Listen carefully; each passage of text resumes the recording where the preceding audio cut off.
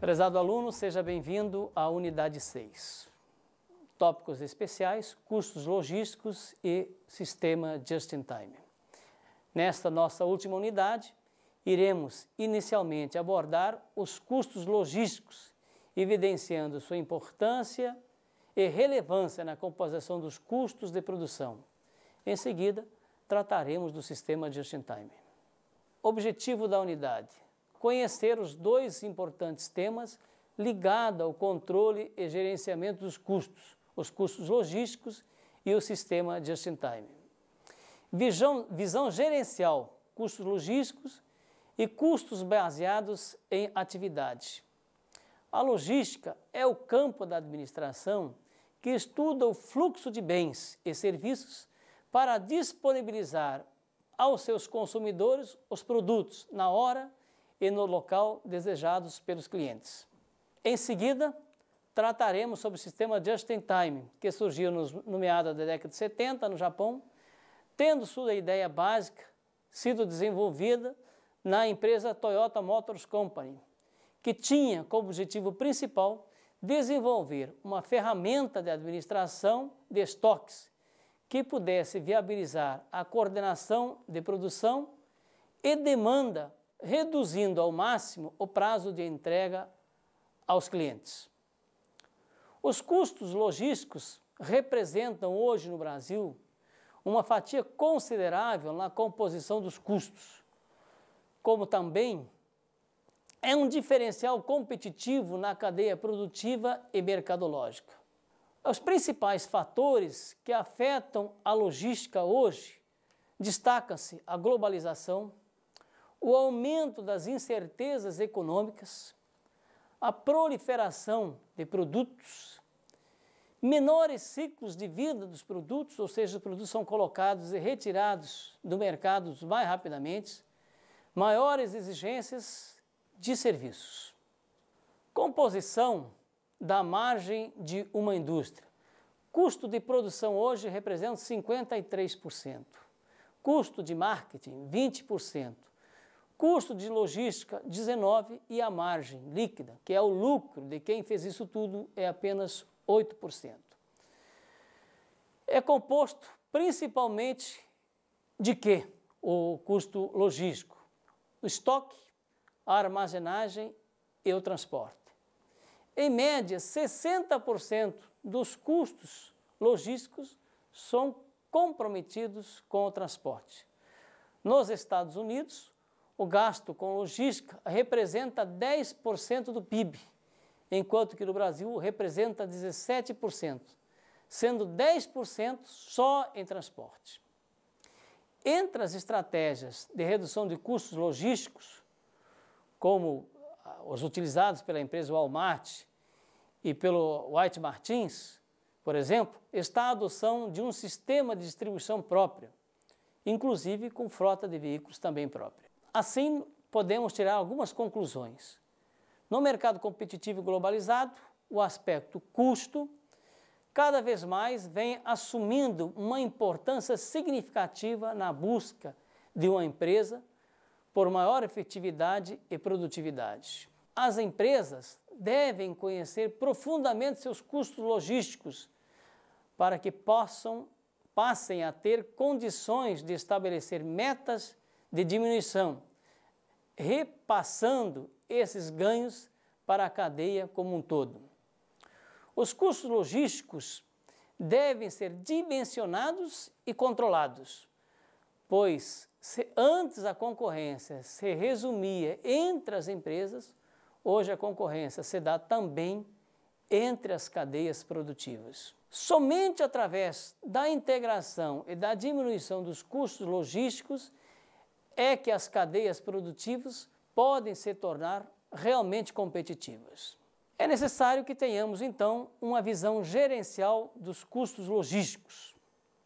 A informação imprecisa de apuração de custos pode trazer uma série de distorções no processo de tomada de decisão, uma vez que se utilizam de informações de contabilidade para fins de decisão gerencial. Apesar dessas informações também serem relevantes, seus objetivos muitas vezes atende outros focos da administração, como controle e base de apuração de resultados para fins tributários e societários. Entre as principais críticas na utilização da informação contábil para fins gerenciais, a tomada de decisão, temos as seguintes. 1. Os critérios de rateio de custos utilizados. 2. A não consideração dos custos de oportunidade que a empresa possa ter.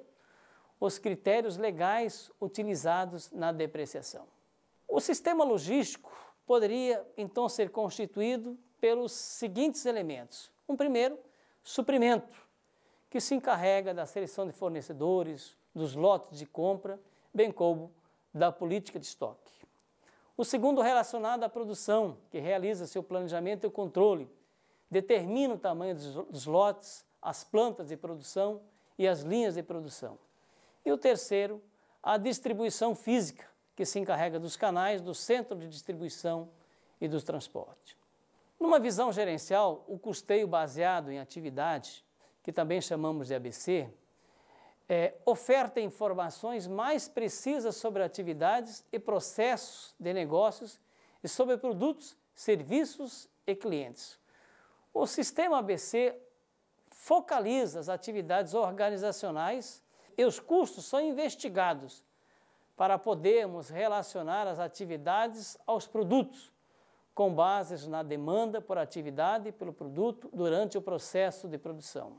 Na metodologia ABC, supõe-se que os produtos e serviços consomem atividades e essas atividades é que geram os recursos e também os custos. O sistema ABC é um método de análise de custo que busca rastrear os gastos de uma empresa para analisar e monitorar as diversas rotas de consumo dos recursos em todas as atividades relevantes no processo de produtos e serviços. Os custos baseados em atividades apresentam os seguintes benefícios. Apuram e controlam seus custos reais de produção e principalmente os custos indiretos.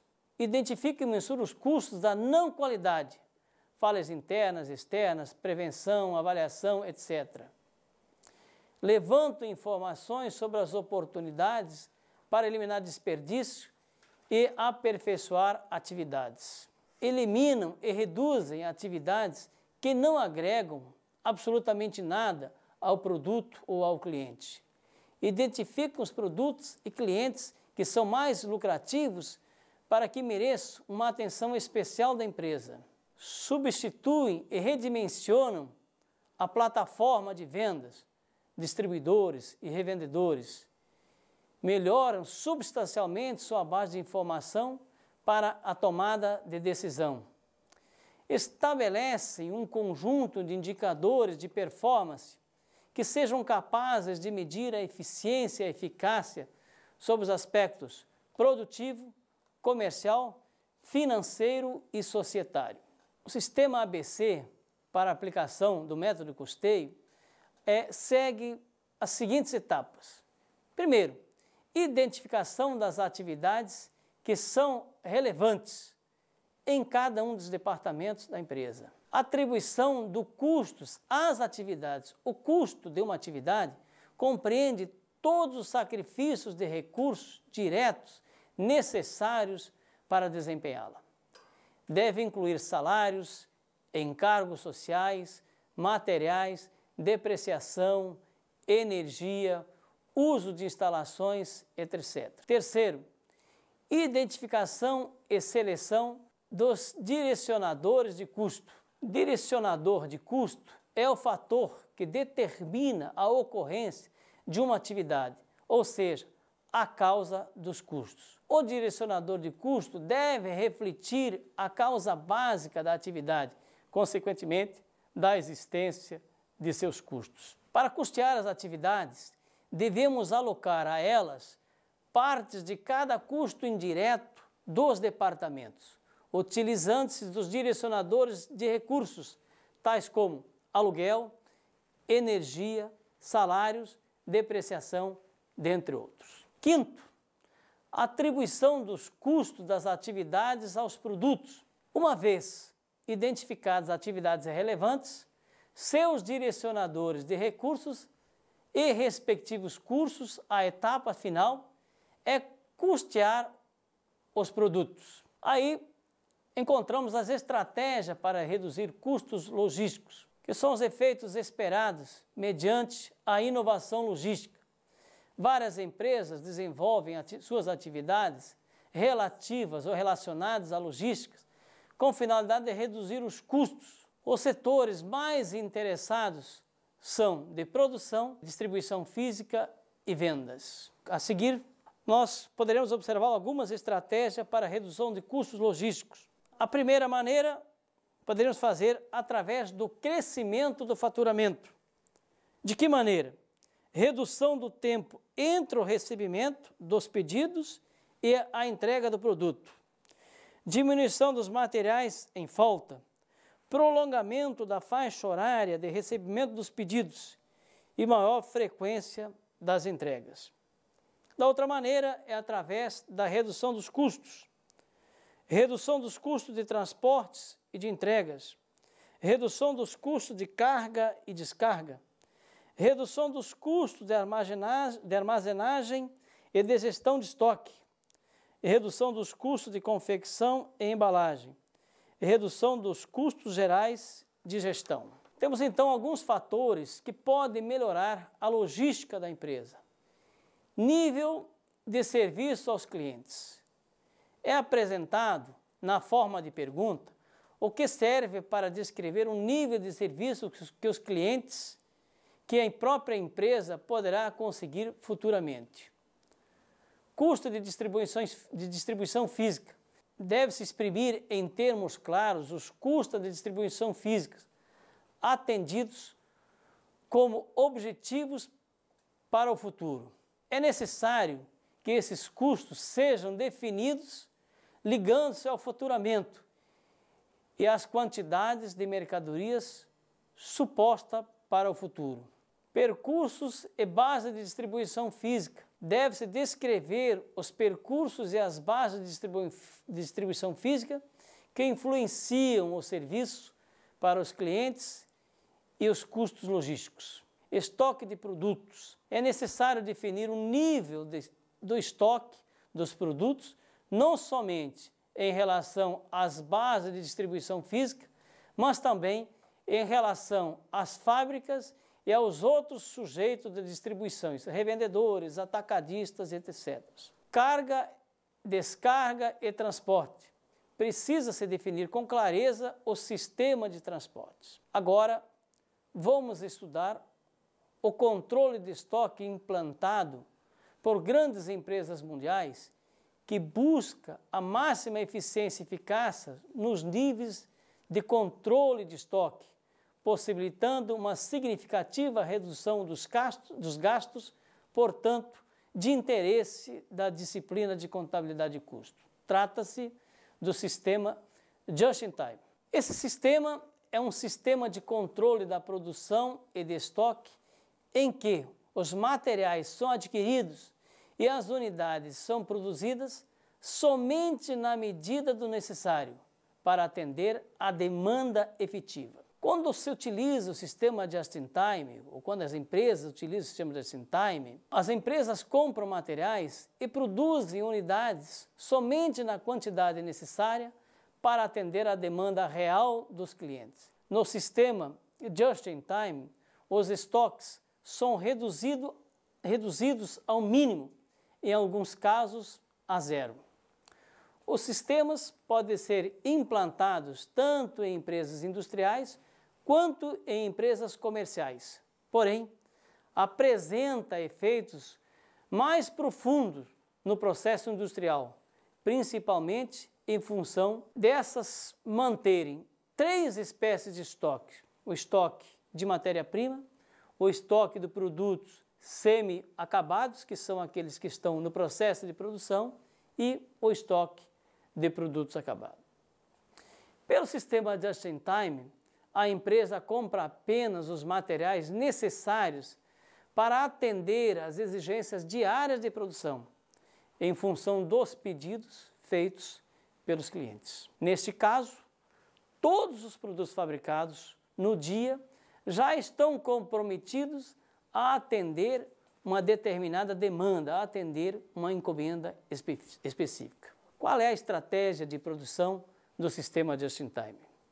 As matérias-primas são recebidas exatamente em tempo de entrar em produção. As partes são concluídas exatamente em tempos de serem montadas e transformadas em produtos. Os produtos são acabados exatamente em tempo de serem expedidos para os clientes. Esses três aspectos é que caracteriza o sistema Just-in-Time. As compras no sistema Just-in-Time, como são realizadas? Algumas regras devem ser observadas na adoção desse sistema no processo de compra de mercadorias, quais sejam: 1. Trabalhar com poucos fornecedores e com fornecedores confiáveis. 2. A entrega de matéria-prima deve ser mais frequente em lotes pequenos, à medida que as matérias-primas são requisitadas, objetivando eliminar os estoques. A entrega de matéria-prima produtos deve ser de feito. Óbvio que a empresa deve ter confiança na sua cadeia de produção, como também em seus fornecedores. Elementos básicos no sistema Just-in-Time. Além do processo de compra de matérias-primas, o sistema Just-in-Time geralmente requer 4 elementos básicos para se ter resultado favorável com sua implantação. Primeiro, aprimoramento do layout de fábrica. Segundo, redução do tempo de setup, ou seja, do tempo que eu preparo uma linha de montagem. Terceiro, defeito zero. Todo defeito atola a minha linha de montagem, ou atola meu recebimento, ou atola a minha expedição. A força de trabalho deve ser flexível. O meu empregado deverá estar habilitado e capacitado a atuar em diversos setores da empresa. E quais seriam as vantagens, então, do sistema Just-in-Time? Os principais benefícios para a implantação do sistema Just-in-Time podem ser definidos como: o capital de giro é favorecido pela recuperação mais rápida dos recursos investidos em estoque. Se eu consigo produzir, receber, produzir e passar para o meu fornecedor no mesmo dia, obviamente, o ciclo financeiro acontece no mesmo dia. Os espaços físicos anteriormente utilizados com estocagem de matéria-prima, com estocagem de produtos semi-acabados e com estocagem de produtos acabados, são disponibilizados para fins mais produtivos, por exemplo, uma nova linha de montagem. O tempo de produção é reduzido, resultando em uma produção potencialmente maior e uma resposta mais rápida aos nossos clientes. As taxas de defeitos no produto final são reduzidas a zero ou quase zero, resultando em menor desperdício e maior satisfação para os clientes. Concluímos então a unidade 6 e com isso também concluímos a nossa disciplina de contabilidade de custo. Espero que vocês tenham compreendido, eu tenha sido claro e que vocês realmente acessem o material e interajam com seus tutores. Sejam felizes e boa prova.